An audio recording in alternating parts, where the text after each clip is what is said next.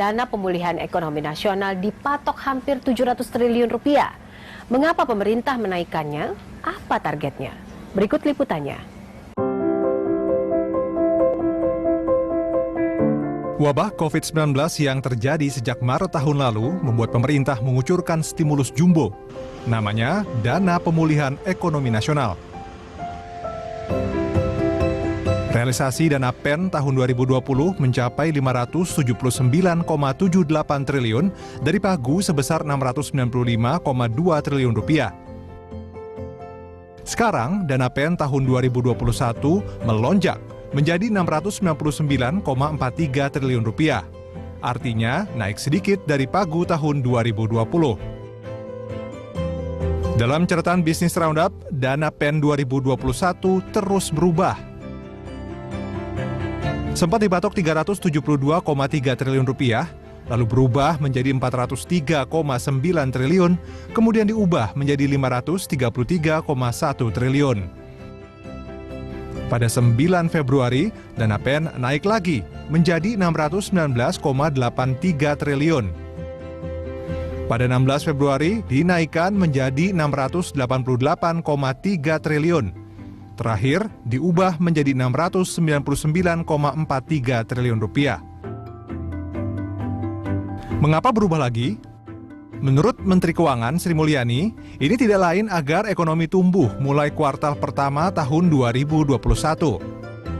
Jadi program PEN kita tahun ini yang naik 21%, kita harapkan akan menjadi daya dorong yang efektif untuk pemulihan, terutama front loading, yaitu di kuartal 1, terutama Januari, Februari, dan nanti diharapkan terus kontinu sampai Maret. Terutama untuk bansos tadi yang melonjak, karena tahun lalu kuartal 1 belum ada bansos COVID ini tambahan. Kemudian juga untuk kesehatan, yang kita harapkan akan akselerasi pada bulan Februari, Maret. UMKM yang kita tetap jaga, juga untuk program-program prioritas, terutama padat karya. Lalu untuk apa saja dana PEN 2021? Dana sebesar 176,3 triliun untuk program kesehatan. Lalu program perlindungan sosial dialokasikan 157,4 triliun rupiah. Ada pula untuk stimulus UMKM dan pembiayaan korporasi yang naik menjadi 186,81 triliun. Sementara insentif usaha dipatok 53,9 triliun rupiah. Dan program prioritas seperti padat karya di kementerian dan lembaga hingga pariwisata menyedot anggaran sebesar 125,1 triliun rupiah. Di bulan Januari 2021, APBN kita sudah defisit 45,7 triliun rupiah. Ini setara dengan 0,26% dari produk domestik bruto atau PDB.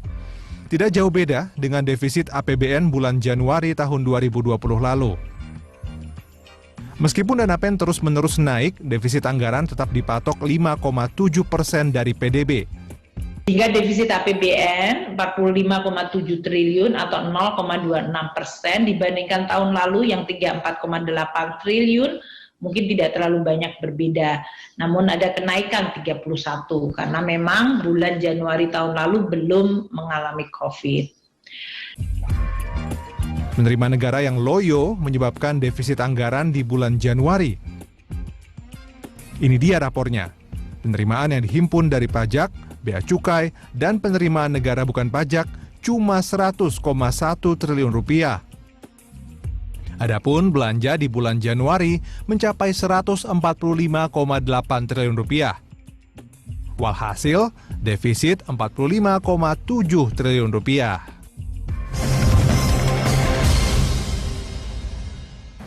BPJS Kesehatan dan Ketenagakerjaan berganti wajah. Keduanya tengah disorot karena